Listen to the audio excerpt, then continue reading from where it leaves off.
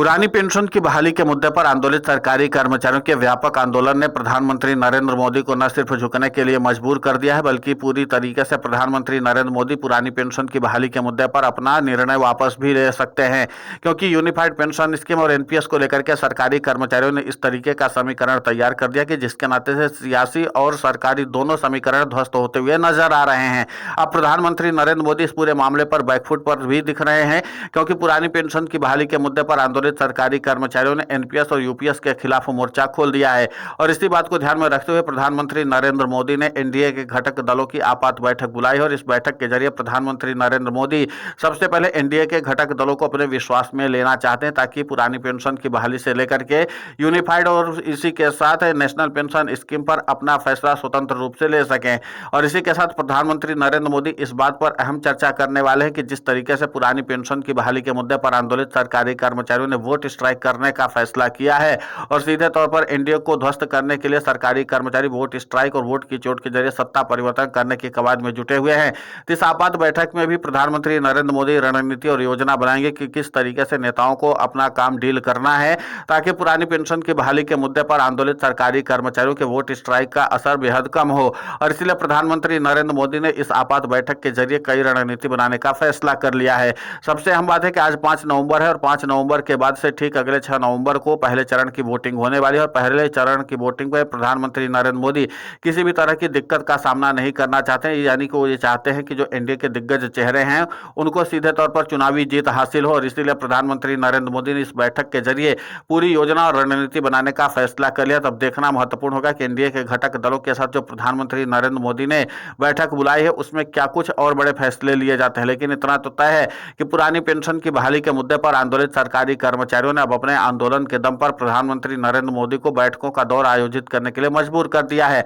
आपको बता दें कि इसके पहले भी प्रधानमंत्री नरेंद्र मोदी ने एनडीए के घटक दलों की बैठक बुलाई थी और उसके बाद सीईसी की भी बैठक बुलाई थी। और उसके बाद ही प्रधानमंत्री नरेंद्र मोदी ने 5 नवंबर से पहले 4 नवंबर को बहुत व्यापक तौर पर अपने केंद्रीय मंत्रियों और कई राज्यों के मुख्यमंत्रियों को ग्रामीण इलाकों में से लेकर के शहरी इलाकों तक में चुनावी प्रचार अभियान में कुदाया था, ताकि किसी भी तरीके से डैमेज कंट्रोल किया जा सके। लेकिन जब शाम तक में प्रधानमंत्री नरेंद्र मोदी के पास रिपोर्ट आती है तो उस रिपोर्ट में इस बात का जिक्र किया जाता है कि भले ही ग्राउंड जीरो पर बड़े नेताओं को उतारा गया, लेकिन उसका बहुत व्यापक असर देखने को नहीं मिला है, यानी कि एनडीए को नुकसान हो सकता है। इसीलिए प्रधानमंत्री नरेंद्र मोदी अब एनडीए के घटक दलों की बैठक बुला करके इस पूरे मामले का समाधान निकालने की कोशिश करेंगे। और संभव है कि जिस तरीके से पुरानी पेंशन की बहाली के मुद्दे पर आंदोलित सरकारी कर्मचारियों ने 8वें वेतन आयोग के गठन के साथ ही पुरानी पेंशन की बहाली के मुद्दे की मांग को और भी ज्यादा बढ़ा दिया, तो ऐसे में प्रधानमंत्री नरेंद्र मोदी की टेंशन बढ़ना भी लाजमी है। और प्रधानमंत्री नरेंद्र मोदी को लगता है कि बिहार का विधानसभा चुनाव अगर उनके हाथ से निकला तो जाहिर सी बात है कि केंद्र की मोदी सरकार के लिए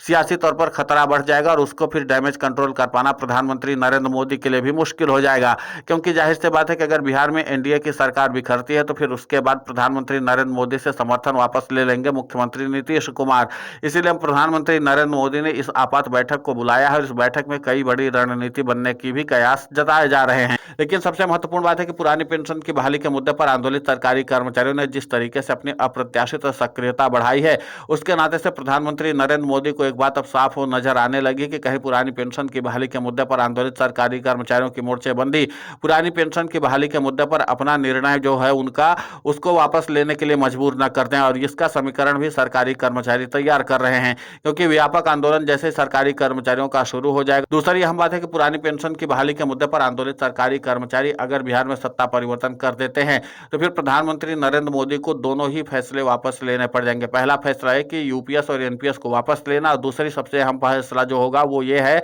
कि पुरानी पेंशन की बहाली कर देना। और दोनों ही फैसले प्रधानमंत्री नरेंद्र मोदी को झुकने के लिए मजबूर कर रहे हैं। और मौजूदा सिनेरियो यही कह रहा है कि प्रधानमंत्री नरेंद्र मोदी अगर ये दोनों फैसले ले लेते हैं तो जाहिर सी बात है कि कर्मचारियों की भारी तादाद उनके साथ जुड़ सकती है। सनद है कि पुरानी पेंशन की बहाली के मुद्दे पर प्रधानमंत्री नरेंद्र मोदी ने लोकसभा चुनाव के बाद भी मंथन चिंतन किया था और उसके बाद यूनिफाइड पेंशन स्कीम को पूरी तरीके से लागू करके उसको धरातल पर न सिर्फ उतारा बल्कि सरकारी कर्मचारियों से जोड़ने के लिए भी कवायद की। लेकिन सरकारी कर्मचारी इसको सिरे से खारिज करते आए थे। अब यहाँ पर देखना यह होगा कि प्रधानमंत्री नरेंद्र मोदी के खिलाफ जिस तरीके से सियासी सिनेरियो बन रहा है और उसी के साथ सरकारी मशीनरी को भी भारी तादाद में डैमेज देखने को मिल रहा है, तो जाहिर सी बात है कि प्रधानमंत्री नरेंद्र मोदी को अपना फैसला बदलना ही पड़ जाएगा। एक और अहम बात हम आपको बताना चाहते हैं कि पुरानी पेंशन की बहाली के मुद्दे पर आंदोलन आंदोलित सरकारी कर्मचारियों ने न सिर्फ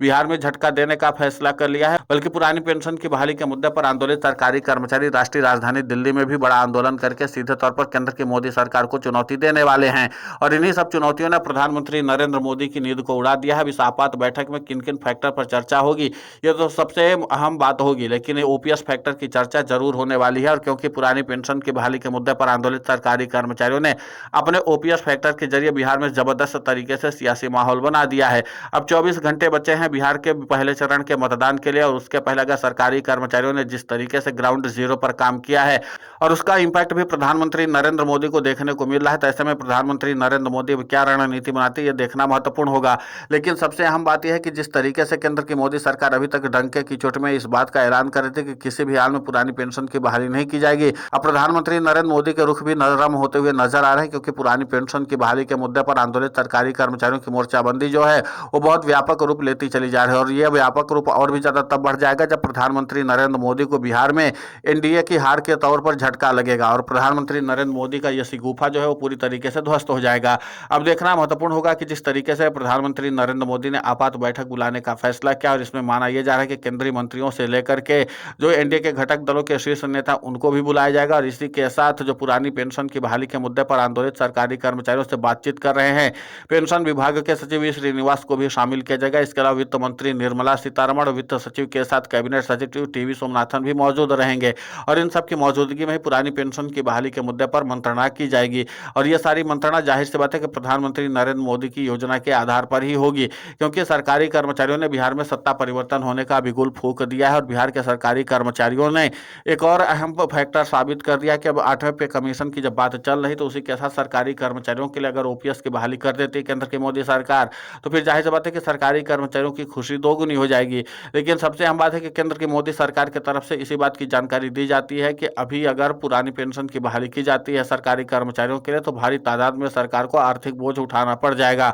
और इसके नाते से कई राज्यों के आर्थिक बजट पर भी भारी नुकसान हो सकता है। इसीलिए प्रधानमंत्री नरेंद्र मोदी ने आपात बैठक के जरिए इस मामले पर कुछ समाधान निकालने की कोशिश की है। फिलहाल इस पूरे घटनाक्रम को लेकर के आपकी प्रतिक्रिया बहुत महत्वपूर्ण होती है, आप हमें कमेंट करके जरूर बताएं। साथ ही पुरानी पेंशन की बहाली के मुद्दे पर हम लगातार आंदोलित होकर के खबरें चला रहे हैं। आप हमारे समर्थन के लिए चैनल को सब्सक्राइब करें, खबर को ज्यादा से ज्यादा शेयर करें, ताकि पुरानी पेंशन की बहाली का मुद्दा और बुलंद हो।